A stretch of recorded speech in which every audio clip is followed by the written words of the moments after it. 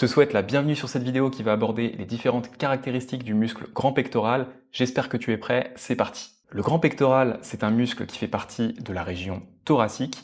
Il fait partie aussi du groupe des pectoraux avec l'autre muscle pectoral que l'on appelle le petit pectoral qui est situé juste en dessous du grand pectoral.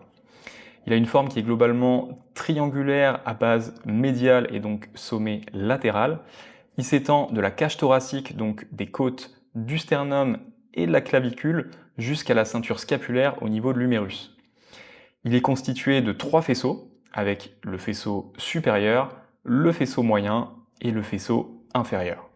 Au niveau de l'étymologie, pectoral ça vient de pectus qui signifie poitrine, donc littéralement grand pectoral ça signifie grand muscle de la poitrine. Nous allons décrire les insertions musculaires du grand pectoral en commençant évidemment par son origine.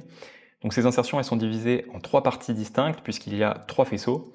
Le faisceau supérieur, il s'insère sur les 2 tiers médiaux du bord antérieur de la clavicule, donc cet os. Le faisceau moyen, il s'insère sur la face antérieure du manubrium sternal, ainsi que sur les côtes 1 et 2.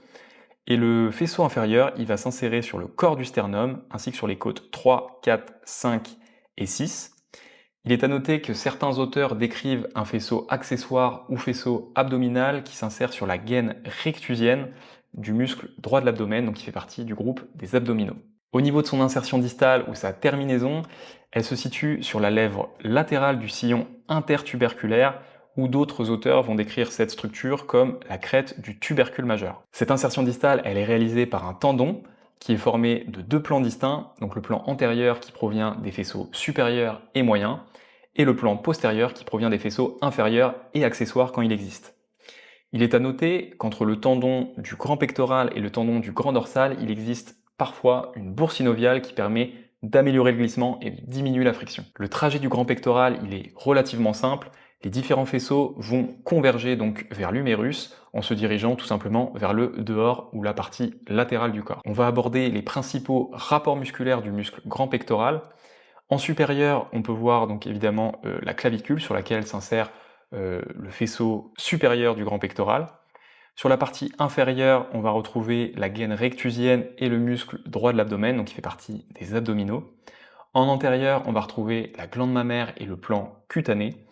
Et en postérieur, on va retrouver donc la cage thoracique avec les différentes côtes, ainsi que plusieurs muscles, dont le subclavier et l'autre muscle du groupe des pectoraux, le petit pectoral. Au niveau des actions et des fonctions de ce muscle, il réalise principalement des mouvements au niveau de l'articulation de l'épaule, avec donc de l'adduction, mais aussi de l'adduction horizontale, donc c'est de l'adduction qui se fait sur un plan transversal.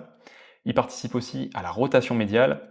Globalement, les fibres supérieures du muscle, elles vont réaliser une flexion d'épaule, et les fibres inférieures, un abaissement d'épaule. Ce muscle il réalise aussi des mouvements accessoires, donc il participe à l'élévation du tronc, et quand c'est nécessaire, à l'inspiration accessoire.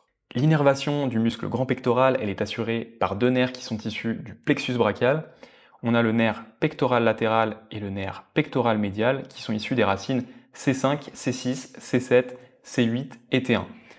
Il est à noter que chez 20% de la population, donc c'est une variation anatomique, ces 2 nerfs se rejoignent pour former une structure que l'on appelle l'anse des pectoraux. Donc c'est une structure qui est symbolisée sur ce schéma. Ce muscle, il est vascularisé par 3 artères distinctes. La principale, ça va être l'artère axillaire qui distribue donc des branches collatérales qui vont aussi vasculariser ce muscle, parmi lesquelles on retrouve l'artère thoraco-acromiale et l'artère thoracique latérale. Pour retenir l'anatomie de ce muscle, je te propose 2 astuces. La première, ça va être de dessiner pour visualiser et améliorer ta représentation spatiale du muscle. T'as pas besoin de faire un beau dessin, tu peux simplement faire des formes basiques et essayer de colorier les faisceaux avec des couleurs différentes afin de mieux visualiser l'assemblage de ces faisceaux et comment ils s'organisent les uns par rapport aux autres. La deuxième astuce que je te propose, c'est la récupération active.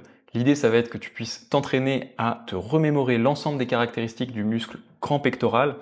Tu vas pouvoir faire ça donc sur une feuille blanche ou tu vas pouvoir faire ça dans ta tête. Ou si tu le souhaites, chez Biotomie, on a créé donc des fiches de révision et d'entraînement qui sont spécialisées pour ça, pour la récupération active. Les fiches de révision, elles vont contenir l'essentiel de l'anatomie du muscle, mais tu vas avoir cette même fiche en version entraînement, donc en version vierge, sans les informations, pour que tu puisses t'entraîner à retranscrire toutes ces informations.